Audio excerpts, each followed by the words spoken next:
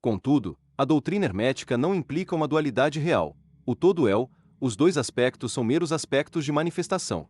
O ensinamento é que o princípio masculino manifestado pelo todo se encontra, em certo sentido, separado da verdadeira criação mental do universo. Ele projeta seu desejo no princípio feminino, que pode ser chamado de natureza, em consequência do que este último inicia o verdadeiro trabalho da evolução do universo, de simples centros de atividade até o homem, e depois subindo ainda mais, tudo de acordo com leis da natureza bem estabelecidas e rigorosamente aplicadas. Se o leitor preferir os antigos modos de expressão, poderá considerar o princípio masculino como Deus, o Pai, e o princípio feminino como natureza, a Mãe universal, de cuja fonte todas as coisas foram geradas. Isso é mais que uma figura poética da linguagem, é uma ideia do verdadeiro processo de criação do universo.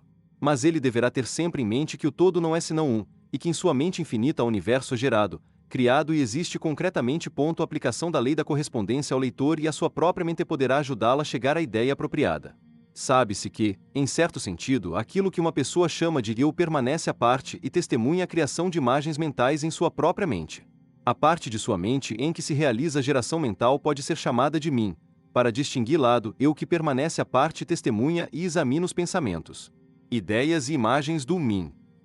Não devemos nos esquecer de que assim em cima como embaixo, nem de que os fenômenos de um plano podem ser empregados na solução dos enigmas de planos superiores ou inferiores.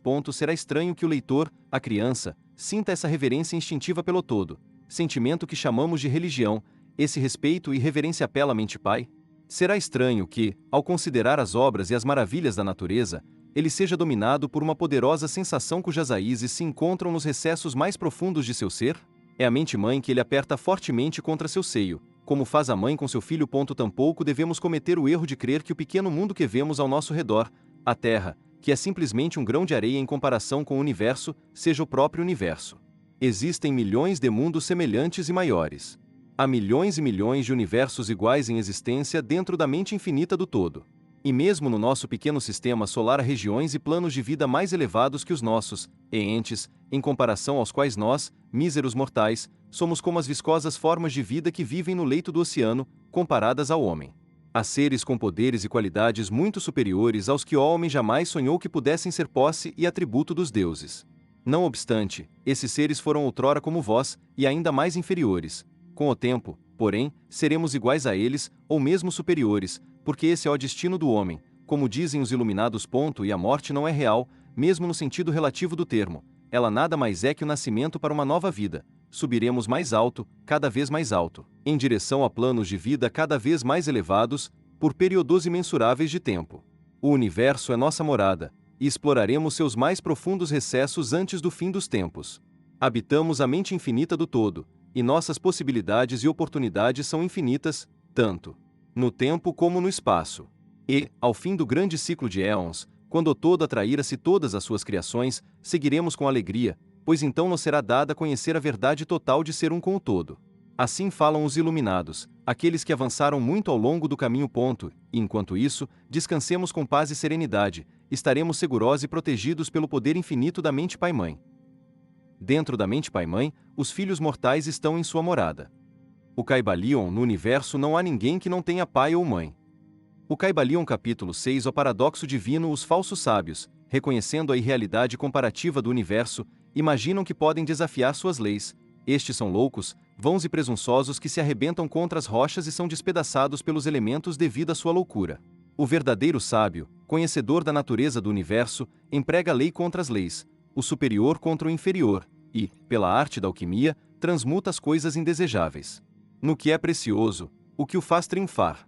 O domínio não consiste em sonhos anormais, em visões e ideias fantásticas, mas sim no uso das forças superiores contra as inferiores, escapando dos sofrimentos dos planos inferiores mediante vibrações nos planos superiores. A transmutação, e não a negação presunçosa, é a arma do mestre. O Caibalion este é o paradoxo do universo, que resulta do princípio da polaridade que se manifesta quando o todo começa a criar. É preciso segui-lo com atenção, pois assinala a diferença entre a falsa e a verdadeira sabedoria. Quanto ao todo infinito, o universo, suas leis, seus poderes, sua vida e seus fenômenos, são como coisas testemunhadas no estado de meditação ou sonho. Para tudo que é finito, porém, o universo deve ser tratado como real, e a vida, a ação e o pensamento devem ser baseados nele, de modo a concordar com o entendimento da verdade superior, cada qual de acordo com seu próprio plano e leis.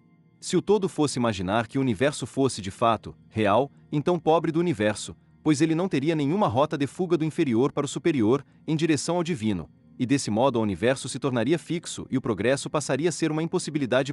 E se o homem, devido a uma falsa sabedoria, considerar as ações, as vidas e os pensamentos do universo como um mero sonho, semelhante aos seus próprios sonhos finitos, esse universo se tornaria verdadeiramente assim para ele, como um sonâmbulo que gira em falso e tropeça num círculo vicioso, sem fazer nenhum progresso e vendo-se forçado, ao final, a despertar ferido e vertendo sangue em resultado das leis naturais que havia ignorado. Conservem sua mente sempre voltada para a estrela, mas permaneçam atentos aos vossos passos, para não caírem no lodaçal, em razão de vosso olhar permanentemente voltado para o alto. Não se esqueçam do paradoxo divino segundo o qual o universo é e não é.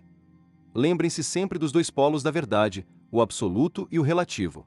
E muito cuidado com as meias-verdades. Aquilo que os hermetistas conhecem como a lei do paradoxo é um aspecto do princípio da polaridade.